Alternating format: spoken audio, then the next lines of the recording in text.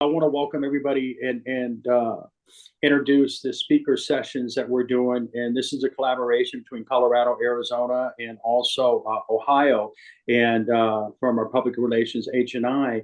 And we're bringing a message of Narcotics Anonymous uh, throughout the country for the addicts who are suffering and the addicts behind the walls, the addicts in rural areas. And what I'd like to start with today is have Jimmy H., if he'd be so kind, read Who is an Addict. Hey, everybody. My name is Jimmy. I'm an addict. Hey, Jimmy. Who's an addict? Most of us do not have to think twice about this question. We know our whole life and thinking was centered in drugs in one form or another, the getting and using and finding ways and means to get more. We live to use and use to live. Very simply, an addict is a man or a woman whose life is controlled by drugs. We are people in the grip of a continuing and progressive illness whose ends are always the same: jails, institutions, and death. Thank you, Jimmy. What is the Narcotics Anonymous program? NA is a nonprofit fellowship or society of men and women for whom drugs have become a major problem. We're recovering addicts who meet regularly to help each other stay clean. This is a program of complete abstinence from all drugs. There is only one requirement for membership: the desire to stop using. We suggest that you keep an open mind and give yourself a break. Our program is a set of principles written so simply that we can follow them in our own daily lives. The most important thing about them is they work. There are no strings attached to NA. We are not affiliated with any other organization. We have no initiation fees or dues, no pledges assigned, no promises to make to anyone. We are not connected with any political, religious, or law enforcement groups and are under no surveillance at any time. Anyone may join us regardless of age, race, sexual identity, creed, religion, or lack of religion. We are not interested in what or how much you use or who your connections were, what you have done in the past, how much or how little you have, but only in what you want to do about your problem and how we can help. The newcomer is the most important person at any meeting because we can only keep what we have by giving it away. We have learned from our group experience that those who keep coming to our meetings regularly stay clean. If I could have Paul read. Hey everyone, my name is Paul. I'm an addict. When at the end of the road, we find that we can no longer function as a human being, either with or without drugs, we all face the same dilemma. What is there left to do? There seems to be this alternative: either go on as the best we can to the bitter ends, jails, institutions, or death, or find a new way to live. In years gone by, very few addicts ever had this last choice. Those who are addicted today are more fortunate. For the first time in man's entire history, a simple way has been proving itself in the lives of many addicts. It is available to us all. This is a simple spiritual, not religious program known as Narcotics Anonymous. Thank you, Paul. So my name is Chris. I'm an addict. I want to welcome the Addicts Behind the Wall with Ohio State Penitentiary. I just noticed you guys are online, and I want to say, Narcotics Anonymous will never look away. You are not forgotten. You are such an important component of who we are as a fellowship, and your voice is so important. And the fact that you're walking clean and reaching for this way of life behind the walls touches my heart. I've been where you're at, and I have nothing but love and respect for you. And I'm so grateful you're here today. We're going to have a gentleman speak today named Ryan M. I met Ryan originally in Colorado, I believe. I spoke with one of his counterparts about the laptop program that they are doing. I know Paul is doing that as well. And so Ryan's going to share his experience, strength, and hope with us today for about a half an hour. And then what we'd like to do is we're going to open it up to our brothers at the Ohio State Penitentiary. And I want you to be involved in the meeting if you have any questions. And Paul's going to kind of take over after Ryan and get this thing rolling. So with no further ado, a man I've gotten to know and I really respect. I'm really grateful that he's sharing with us today. Ryan, if you could go ahead and share your experience, strength, and hope. Thank you. Thanks, Chris. My name is Ryan. I'm an addict, and I'm extremely grateful and happy to be here today. Have a chance to share with you my journey, my experience with Narcotics Anonymous, and how I got here and what that was like in the process for me. So, I was introduced to Narcotics Anonymous at a real young age. I was born to a family a broken home. My parents were separated when I was born. They're both addicts, and I grew up in a home where I was isolated. I was neglected. Memories of being locked in the closet, locked in a bedroom while my family is out there getting high and using. And as a kid, I internalized that like something was wrong with me. Why don't my parents want me to be around? Why am I in here by myself? And I didn't know at a young age what drugs were, what partying was. I didn't have an understanding of what that was. Um, but I was introduced to a lot of insanity and violence at a young age, people getting stabbed at my house, and just parties all the time and things like that.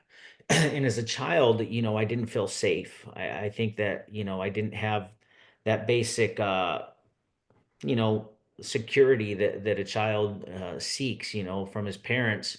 And I never really formed a good relationship with my mom and my dad. And I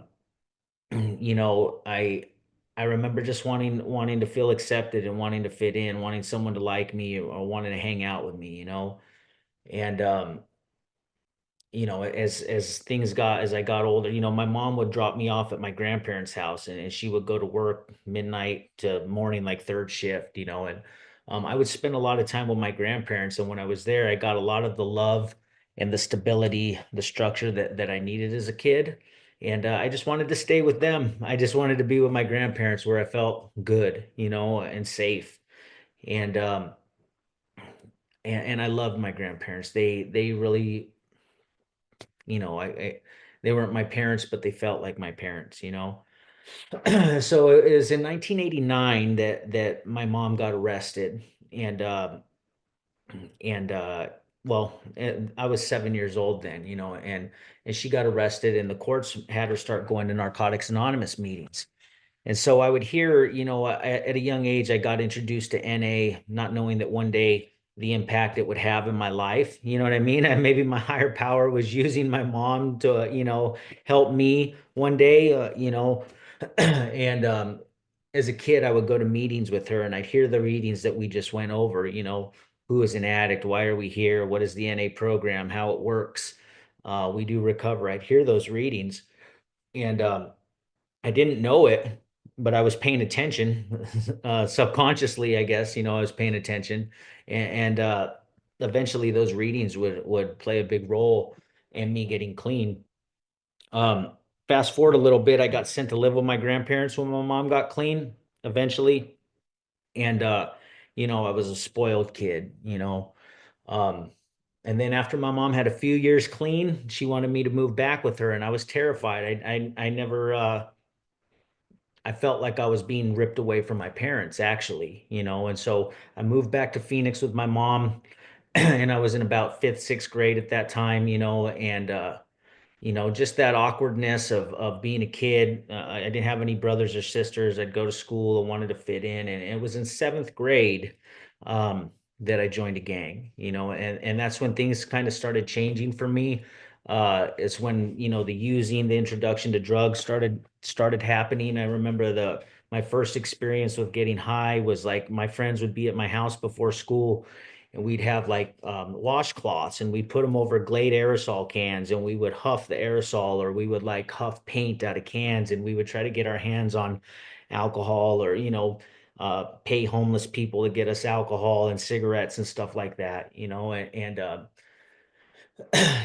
I don't think I really wanted to do that kind of stuff. That wasn't like, oh, I need to get high. You know what I mean? What it kind of probably didn't sit right with my conscience, but the desire to fit in and be accepted outweighed everything. I didn't want my friends to think I was weird. I didn't want them to not like me, so I would do things that went against how I really felt just in order to fit in. And with that came violence, stealing, committing crimes, and things like that.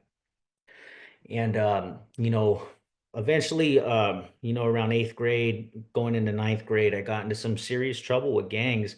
And my mom really found out the severity of it, and she sent me back to my grandparents' house, and in Lake Havasu, and I didn't fit in anymore. I was coming from a environment of Hispanics, and and street gangs, and I'm going to a town where there's a bunch of retirees, and you know, it was a different experience for me. But the common denominator that kept me plugged in and feeling accepted was the drugs. You know, I transitioned into high school. I was able to get high. I was able to, you know, fit in by how much drugs and everything that I had, you know. And um but now I have my grandparents that are supporting my habit and spoiling me. And the truth is they shouldn't have been taking care of me. They were too old, you know. But my disease grew, you know, the progression of the disease, you know, from huffing to smoking marijuana to, I mean, you know, whatever the substance was, crack cocaine, methamphetamines, it just continued to get worse and worse and worse, you know.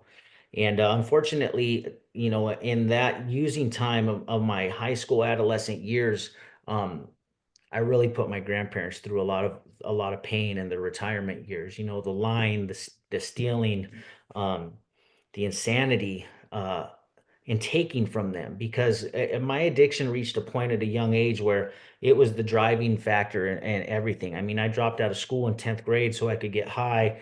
I thought like I had this vision that I was going to somehow be a successful drug dealer. I didn't need to go to school. And I didn't care who I hurt in the process. And I'm the type of addict that when I use, it's the people that I love the most are the ones that get hurt the most. And you know, so that was like, you know, my adolescent years, you know. And then, you know, before I turned 18, I started getting in trouble with the law. Um, I went to a rehab when I was 17. Um, you know, and then in the early 2000s, I was an adult and I caught my first felony. And in 2004, I went to prison for the first time, and I was scared. You know what I mean? I was 22 years old at that time. And you know, the little history about me is that, like, in Arizona, I don't know how it is in Ohio or the other states, but in Arizona, there's a lot of segregation in prison due to race, you know, whites, blacks, Mexicans, however. And you know, I'm Hispanic, you know, but my dad's white, and I grew up in a home where I didn't speak Spanish, but I always kicked it with the Mexicans, and I didn't really fit in, you know what I mean? And so I was back to feeling awkward again, you know, that disconnect, you know. But I remember having a choice when I went to prison, who you going to kick it with, you know, and it was the Mexicans, you know. And and you know, I picked up a lot of behaviors and beliefs and attitudes in prison. Um, that weren't healthy, you know, prejudice, racism, pride, violence, a lot of prison rules and stuff like that that I thought that were like the rules that you live by. You know, and they ended up hurting me overall rather than helping me, you know. And and that wasn't my first time going to prison. You know, I went to prison in '04. I got out. I'd get in relationships with women. You know, and I had a felony at such a young age that I couldn't get an apartment, I couldn't get a place of my own. I couldn't get a good job, so I was the type of guy that would like shack up with these women, and they would have their own apartment, and they would have kids with food stamps, and that was my ways and means to survive. You know what I mean? Like I wasn't self-supporting through my own contributions, and I just couldn't seem to support myself. And along with that came a lot of negative self-image. You know, of course I put on this mask that I was this cool guy, but inside there was like this insecurity, you know, that I'm not good enough. You know, I can't provide for myself. I have to rely on my family or some women to take care of me. And I was in these relationships, and I was physically, verbally, and mentally abusive, you know. Every relationship that I was in until I got into recovery was there was abuse involved. And that abuse was me calling them names. That was me putting my hands on them, in attempt to manipulate and control to get what I wanted. And every time I did that, I hated myself. You know what I mean? It just made me feel so small inside. And you know, I didn't want to do that, but it was almost like part of my disease because I couldn't stop myself, you know. And as long as I had those drugs in my body, like there was no like restraint, you know what I mean? Um, I was able to do things while I was using that I'm just not capable of doing while I'm high. And it was just the ignoring my conscience, you know, and the ability to do things that just wasn't good. But the end of my road, I found myself, 31 years old, living in Phoenix. I was on the streets. And there's this street in Phoenix. It's 27th Avenue. It's pretty much rock bottom. You know what I mean? It's a bad spot of town. It's where the prostitutes are. It's where the drugs are. And I was finding myself homeless, living on 27th Avenue.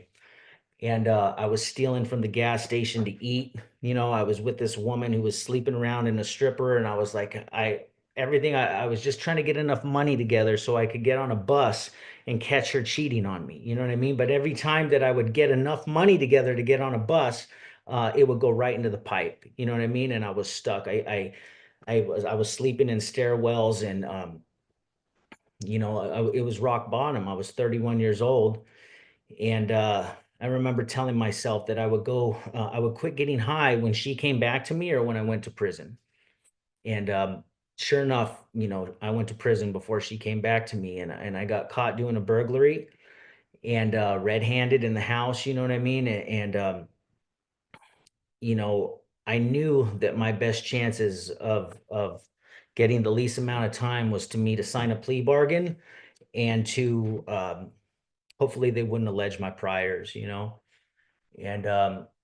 And this is where Narcotics Anonymous came into my life because, the first time in my life, like I was scared going to prison. I wasn't scared of going to prison. It was scared of that. What am I going to do with myself? Because my best efforts keep landing me right here over and over again. Like I don't know any other way to live. And this is where I keep finding myself. And if I don't do something different, I'm going to spend the rest of my life in prison. And, um, and I had the feeling of hopelessness. There was um, what am I going to do? And so I was in county jail and I was writing a letter to the judge. I was trying to get a mitigated sentence. And because the light bulb went off in my mind for the first time, it's like, I have a drug problem. I don't know why it took me 15 years to realize that I have a drug problem, but it was finally like evident to me that every time I get high, this is what happens. And so I'm sitting there writing a letter to the judge, and the words that I'm putting on the paper came straight from our reading, Why Are We Here? You know what I mean? And I put it was through my inability to accept personal responsibilities that I've been creating my own problems. And that's when the literature of Narcotics Anonymous came alive to me and it made sense to me. And I'm so grateful that I got to go to those meetings with my mom as a kid because when I needed it, it showed up for me. Narcotics Anonymous has never let me down. But I had to be brought to a point of surrender. And that's where I was. I didn't want to spend the rest of my life in prison, and I loved getting high. But what I loved more than anything is my freedom. And at that point, it was like I'm willing to do whatever it takes to stay out of prison. And if that means I have to quit getting high, then that's what I have to do. And so I ended up getting sentenced to 3.25 years on a burglary. And I got sent to Tucson, Arizona, and I started going to meetings in Tucson. And my first night there, I had a spiritual awakening because this is my third time going to prison. I hit the yard. The homies are giving me cigarettes. They moved me into a dorm, and I get a cubicle all by myself. I don't even have to share a bunk with anybody, and everything's going good. I have a pillow, a blanket, and I wake up the next morning. They're calling chow. And I reach over, I got cigarettes, I'm getting out of bed, I got a warm blanket, and I realized that my life in prison was better than it was then on the streets. And that was a hard pill for me to swallow because on the streets, I was sleeping in stairwells, I was sniping cigarettes off the ground, I was stealing from QT to eat.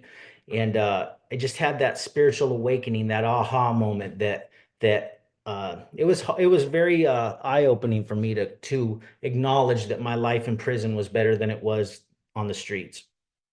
And so I started going to meetings. They had meetings at the yard I was at. Not all of them were Narcotics Anonymous. And at that time, I went to whatever meetings I could get to. But I did make a choice to be a member of Narcotics Anonymous. And when I was there, I was sitting at this meeting that was ran by other inmates. We're sitting in the day room or wherever. We're having a meeting, and there's this guy sitting across the room from me, and he's chairing the meeting, right? And I have an old prison number at this time. It's like a 1845 number. We're in 2013, and I first went in 04. And the guy sitting across the room from me is chairing this meeting, and he's got like a is 10 or real old prison number, you know, and he's got this political ink on him, swastikas, lightning bolts or whatever, and not even the same race that I'm running with, but he's sitting there chairing the meeting talking about how he's got hope and how Narcotics Anonymous taught him all these spiritual principles and how when he gets out his life is going to change and he's not, and what he gave me at that moment was hope because I could relate to him. He had done more crime than me, more time than me, and probably more drugs than me. And he had it worse than me. And he believed this program was going to change his life. And I believed at that moment that this was my solution, you know? And so we started working some steps and you know, I would sit at my cubicle during count time. I would work my steps and you know, and I ended up going over a 4 step with him and we shared stuff with each other that I probably would have never shared with anybody else. And this was on a prison yard, you know, and it changed my life. You know, the therapeutic value of one addict helping another is without parallel.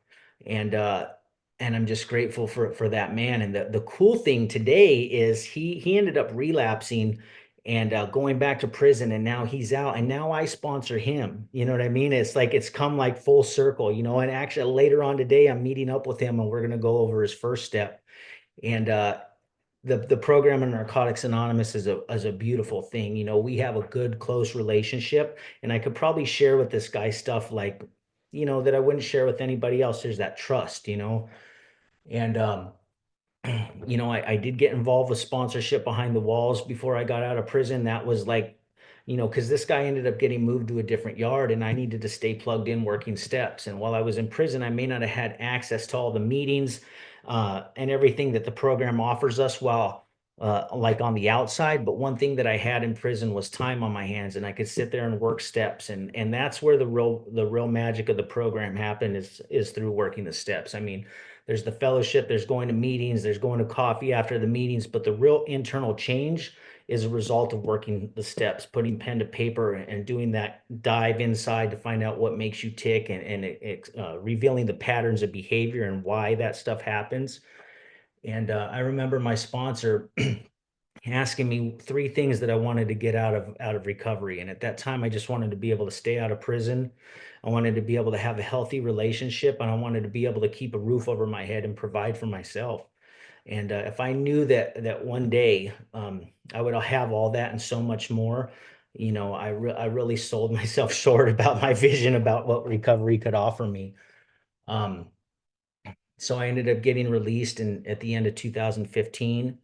I paroled to a halfway house and I took the suggestions that were given to me. I went to a meeting every day for 90 days.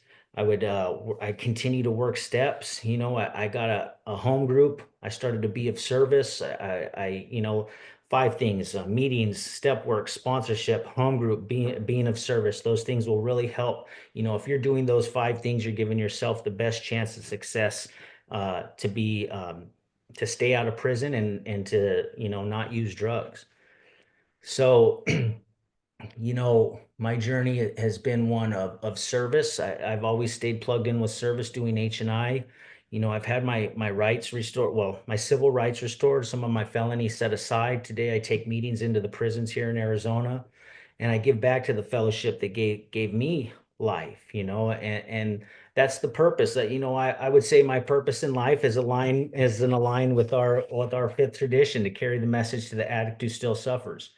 You know, that's where I find freedom for myself. And that's where I feel like all the negative and bad things that I've done in my life, I can finally like take that and use it for something good. You know what I mean?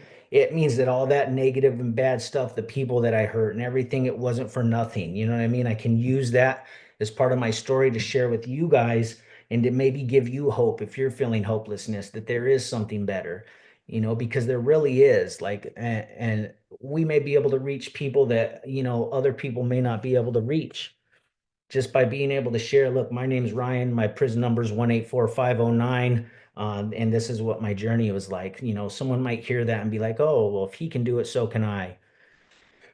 So, you know, there's so much more in my story, but I just want you to know that if you're sitting in jail, you're sitting in prison right now, um, take advantage of what's there for you. There's literature on the tablets, you know what I mean? There's programs like Sponsorship Behind the Walls where you can work steps with a sponsor. You know, you can work with other addicts inside right now and just help them and be their support. You know what I mean? You're not alone. So I think that pretty much sums up what I have to share with you guys today. I've touched somebody, made an impact. And my name's Ryan. My clean date's May 21st of 2013 from Phoenix. Thank you for letting me share.